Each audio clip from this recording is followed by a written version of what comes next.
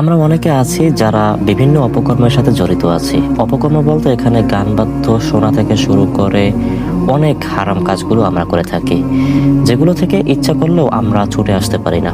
অনেক সময় অনেক চেষ্টা করি, অনেক চ্যালেঞ্জ গ্রহণ করি যে আমরা এখন থেকে আর এই কাজগুলো করব না, আমরা ইসলামের পথে পরিপূর্ণভাবে চলার চেষ্টা করব।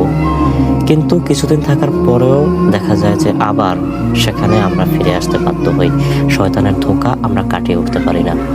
সেক্ষেত্রে আল্লাহ তাআলা পবিত্র কোরআনে বলেছেন, ইন্নাস সালাতা তানহা আনিল ফাহশাই ওয়াল মুনকার।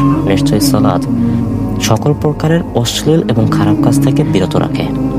আমরা যদি নিয়মিত নামাজ পড়তে থাকি, নামাজের সাথে লেগে থাকি, তাহলে আশা করা যায় ইনশাল্লাহ অবশ্যই আল্লাহ তাআলার কথা অনুযায়ী এই নামাজই আমাদেরকে সকল পাপাচার, সকল অশ্লীলতা, খারাপ কাজ থেকে বিরত রাখবে।